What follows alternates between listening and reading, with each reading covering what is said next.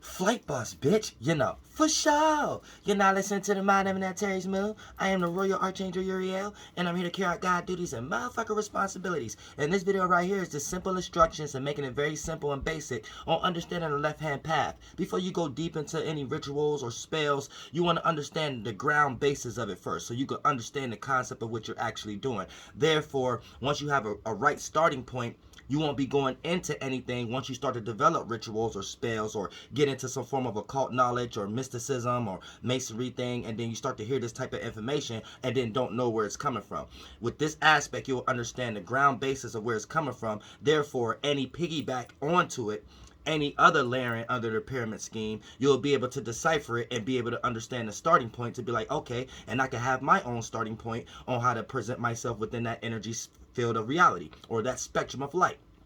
So for the most part, first what you want to understand is this: when you're talking about paths, if you're talking about the Kabbalah tree or thinking about things of, you know, internally traveling and stuff like that, right? There's a loopity-loop system. Now I always tell y'all, the right brain is dealing with the feelings and emotions. The left brain is dealing with the logic.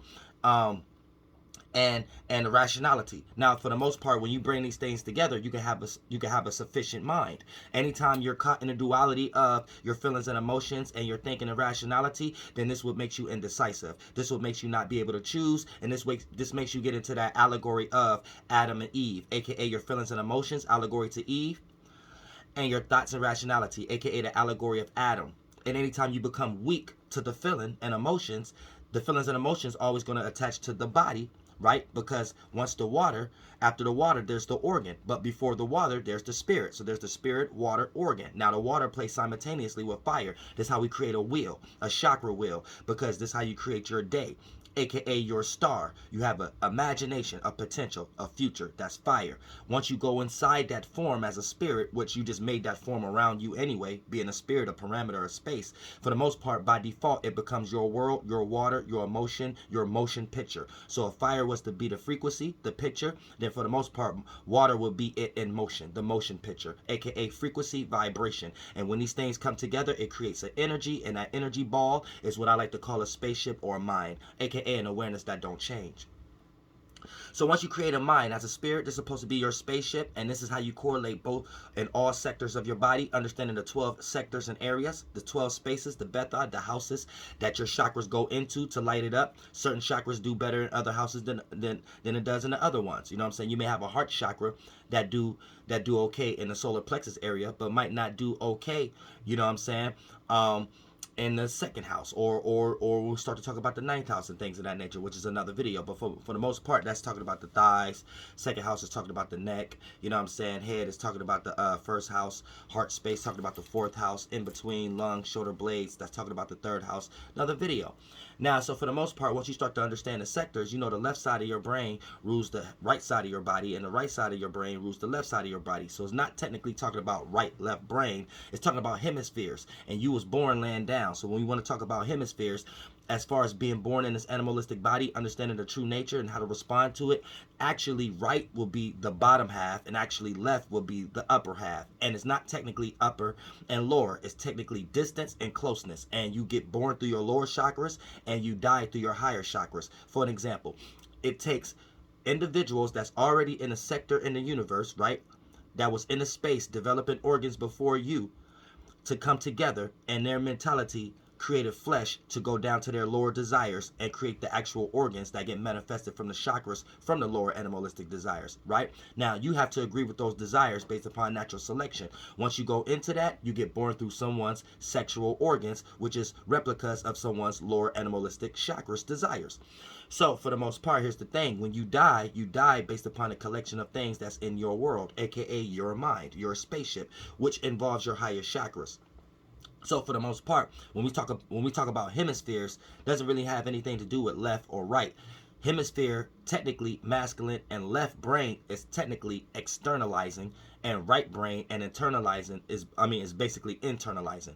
Right brain, or going more within, as more basically closeness and distance. Externalizing, distance, closeness, internalizing. You see what I'm saying? So that's basically Jews getting y'all lost into their concepts of up, down, left, right, A, B, A, B starting systems. Alpha, beta, the light alpha going into their house, beta, you start from their starting point, whether Africa or some shit like that, Berber, some type of shit, with a up, down, left, right, thinking something is coming from space type shit, where it's all dealing with distance, closeness, and distance create replicas of brightness, and closeness create replicas of darkness and dimness. And a collection of colors that's bright coming together creates darkness, and this is how a person could get lost in their many minds, their many chakras, their many egos, their many light bodies, their many goddess bodies, God masculine, goddess feminine, however the fuck you want to call it, but your spirit is no thing, no shape and form. Always remember that. So once we talk about the path, the center path is going to be based upon the middle. Right? So, you know, Masons in their allegory, they're going to try to correlate it with the spine. Here's where we get Star Wars. Here's where we get the Jed. Here's where we get Jedi. Here's where we get the staff, Moses staff, the ability for Moses staff to turn into a snake, aka logically try to interpret a desire in some way, shape, or form. So when that's the allegory of it. So once we talk about the middle path, you know, you can't never be straight up about anything because you'll be caveman like. So you have to be dual, you have to be transparent, you have to be relatable, you have to learn how to whip the waters in the ocean. So I'm gonna do a video on a basic understanding of the right hand path, but this is the basic understanding of the left hand path. So it's basically understanding that, okay, if this is the center, then you got the right pillar and then you got the left pillar, right? And then you got the center pillar. Now to go straight up is going to be hard because it's always going to lead to egotistical or falling down harder than you wasn't supposed to jump that high in the first place. You have to learn the boundaries within the limits of that parameter. Learn the diameter. Learn the little bits and the steps and the path before you actually get to whatever goal that you're trying to do, before you frustrate yourself and actually set yourself up to be let down. Now, for the most part, here's the thing. So this would be a correlation to the left-hand path. Now, it starts off with basic. Now, basic means just your basic awareness before you have made a mind, before you have dirtied up, took one part of an awareness and put it in another part of awareness, and now you're making dirty substance and dust substance and shit like that. Then it fluctuate, and then it starts to materialize metaphysically, and then that becomes a mind. Your choosing starting point within a field of awareness, you know what I'm saying, before you get to the little dusty sand that you have to cross based upon the little motherfucking allegory of riding the camel, you know what I'm saying, and hiring a biff and all that motherfucking shit, which is just going through the duality of ascending yourself and going through the depth of the character. The character is the center path. That'd be like the second degree. The first degree is the ground basis. Second degree is like the understanding your character, your golem, your star, your blazing star. Then for the most part, having that go through a transition, a transformation, and not being attached to these things. And that takes you through a dry desert land, which is the firmament, the earth, and that you're supposed to go over with a camel in some way, shape, or form. This is all internal allegory, though. It don't really have anything to do with a camel. It's an allegory to a light form that you will walk on in a deserted land where there's no fruitful water, no emotion, no thought, or no pre-existent idea about something. There's, you know what I'm saying, when you're in the desert, you could dry out and die. No water, no imagination, or if you do have imagination, it's a flunked out one taking you somewhere else that you have to let go of this body and go into that imagination. So it's a big allegory. I don't want to get too far into that right now, but like I said, right, so it start off with basic, right? So this is like your basic awareness of what you are developing as far as an awareness. Then it comes logic. Now you could kind of skip logic, right, if you have a good understanding of train of thought. So this is a person who may not be logically as rational as another individual, but they have a spiritual sense to understand feelings and thoughts. So this is a person who may not can explain everything to you, but they have a sense of feeling, and sometimes they just do the right thing based upon having a train of thought. They can look at you, hear certain things that you're saying, and understand that train of thought without them being logically good with their words to be able to explain it. They just know what they see and know what not to make themselves a part of. So this is a person who can have basic train of thought, but for the most part, these is together. And this is a mathematic sigil right here too. That's another video. But for the most part, basic, logic, train of thought. Now for the most part, anytime you have basic logic, you can understand train of thought, because you logically being able to understand what a person just said or what a person just done, you'll be able to understand a line of events that they might start to act on in some way, shape, or form. So for the most part, that's how I view this logical. But being too logical could get you into too much into the left brain, and therefore you not understand the duality of the world, or how to be indecisive, or how to understand more broader things that's going on in this world. So always bring these two together, because there's always have to be a trinity, but always have to be a yin and a yang. So in this case right here, masculine will be logic, train of thought will be feminine, and I can take you to the motherfucking fourth sphere, or Sephiroth, whatever the fuck you want to call it. So basic, and then you add logic, masculine, and then you add train of thought, feminine, because feminine is train of thought, because you're collecting all the logic, and you're seeing and you're training those thoughts and shaping them up. What do females do? Organize. You know what I'm saying? They take the masculine energy and organize it, set it up like a seed, and hopefully it can grow. So for the most part, hopefully your train of thought can be more sufficient based upon your logic and your basic awareness that you bring these things together, which takes you into here, algorithm. So not just the computer term algorithm, but based upon algorithm, let you know where the train of thought outcome. You see what I'm saying? So for the most part, basic, what you are aware of, let's say math. Logic and train of thought, bring that together. If you want to learn the logic of what's 2 plus 2, you know what I'm saying, then you know you could get on the internet and type in what's 2 plus 2, and that'll be your train of thought. That train of thought will lead you to understanding what's 4 plus 4, what's 6 plus 6. So that's basic logic and train of thought. Now algorithm, here's the thing. Once you do that, now you already put something in the universe to keep that as a replica. So now you're in that algorithm. Now you might start to learn things beyond math. Beyond just add and addition. Addition and subtraction. You might start learning multiplication, division, and things of that nature. So that takes you into the concept of algorithm. You see what I'm saying? I'm trying to make it simple for y'all.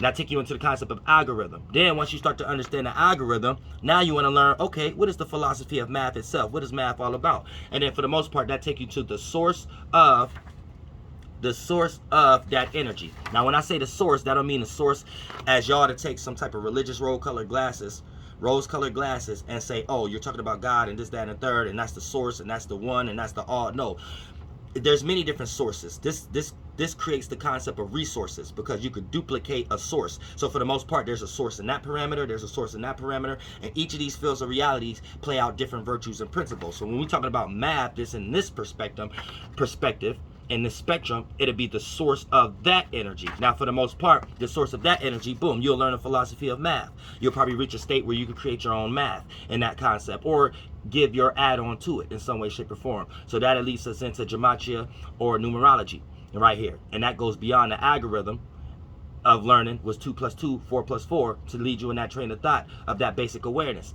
Then reaching the top up here, this is static frequency. Anytime that you have completed all these spheres or Sephiroths, whatever the fuck you want to call them, spheres of reality, then you can maintain this sphere up here as a spirit, and it's a static frequency, aka you could change these things at will.